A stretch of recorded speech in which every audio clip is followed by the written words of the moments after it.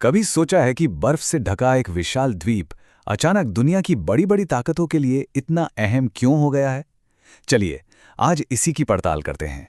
ये सारी बातें फिर से सुर्खियों में आईं 2019 में, जब ये एक बयान सामने आया और सच कहूं तो इसने पूरी दुनिया में हलचल मचा दी। तो सवाल यही है, आखिर अमेरिका ग्रीनलैंड को खरीदना ही क्यों चाहेगा? और इसका जवाब सिर्फ जमीन का एक टुकड़ा नहीं है। नहीं, इसके पीछे एक बड़ी कहानी है, रणनीति की, बेशकीमती खजानों की और हाँ, हमारे बदलते हुए ग्रह की।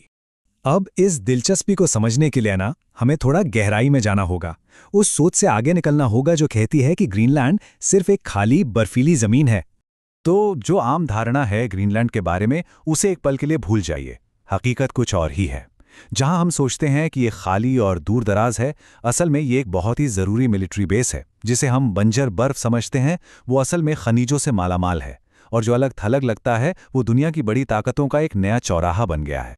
अच्छा, ग्रीनलैंड की अहमियत का एक बहुत बड़ा कारण है उसकी लोकेशन। ये GIU के गैप के मुहाने पर बैठा है। अब ये GIU के गैप क्या है, समझिए। ये एक ऐसा समुद्री गलियारा है जिस पर दुनिया की बड़ी ताकतें, खासकर अमेरिका, नज़र गड़ाए रखती हैं। क्यों?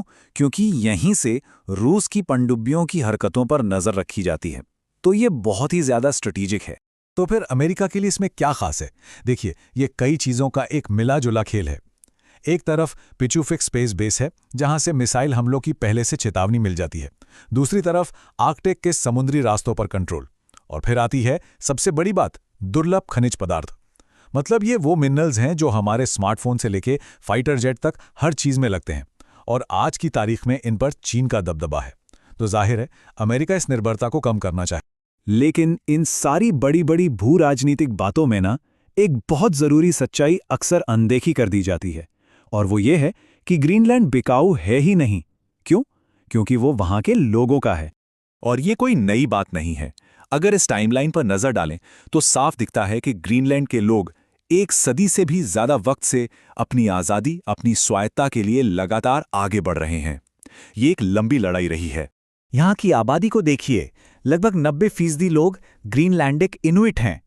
इनकी अपनी एक अलग संस्कृति है, अपनी पहचान है। तो ये सिर्फ जमीन का एक टुकड़ा नहीं है, ये एक राष्ट्र है, एक देश बनने की ख्वाहिश रखने वाले लोगों का घर है। लेकिन पूरी आज़ादी की इस राह में एक बहुत बड़ी आर्थिक चुनौती है। सच तो ये है कि ग्रीनलैंड की अर्थव्यवस्था बहुत हद तक डेनमार्क से मिलने वाली सालाना मदद पर टिकी हुई है। देखिए, उनका 90% से ज़्यादा एक्सपोर्ट सिर्फ मछली पकड़ने से आता है। ये निर्भरता आज़ादी की राह का सबसे बड़ा रोड़ा है। तो सवाल ये है कि ग्रीनलैंड आर्थिक रूप से आत्मनिर्भर बनेगा कैसे? और यहीं पर कहानी एक दिलचस्प मोड़ लेती है।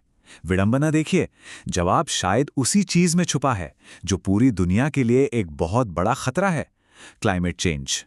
ये आंकड़े देखिए, ये सच में होश उड़ा देने वाले हैं।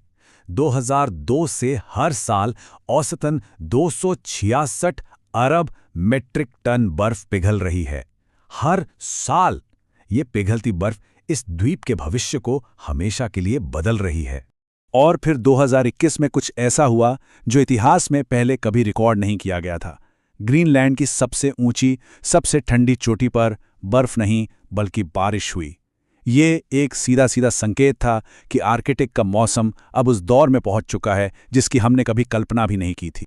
तो इस पिघलती बर्फ का असर दो तरफा है। एक तरफ जैसे जैसे बर्फ पीछे हट रही है, नीचे दबी हुई खनिज संपदा सामने आ रही है।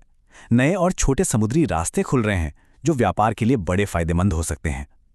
लेकिन दूसरी तरफ यही पिघलता हुआ पानी दुनिया भर में समुद्र का जलस्तर बढ़ा रहा है, जिससे दुनिया के तटीय शहरों पर डूबने का खतरा मंडरा रहा है। और ये सारी चीजें मिलकर ग्रीनलैंड को 21वीं सदी की कुछ सबसे बड़ी और सबसे मुश्किल चुनौतियों के बिल्कुल केंद्र में लाके खड़ा कर देती हैं। तो एक तरफ है आजादी की प्रबल इच्छा, दूसरी तरफ है अर्थव्यवस्था की मजबूरी जो डेनमार्क पर निर्भर है। ऊपर से अमेरिका, रूस और चीन जैसी महाशक्तियों का बढ़ता भू राजनीतिक दबाव, और इन सब के बीच है जलवायु परिवर्तन, जो यहाँ दुनिया के किसी भी दूसरे हिस्से से ज्यादा तेजी से सब कुछ बदल रहा है। ग्रीनलैंड का भविष्य इन्हीं ताकतों की खींचतान के बीच तय होगा। तो जैसी जैसे बर्फ पिघल रही है, एक बहुत बड़ा सवाल खड़ा हो रहा है। आखिर ग्रीनलैंड का भविष्य तय करेगा कौन? क्या ये वहां के लोग होंगे, या फिर वैश्विक अर्थव्यवस्था का दबाव, या फिर दुनिया की बड़ी ताकतों की अपनी अपनी रणनीतियां? इसका जवाब शायद आने वाला वक्त ही देगा।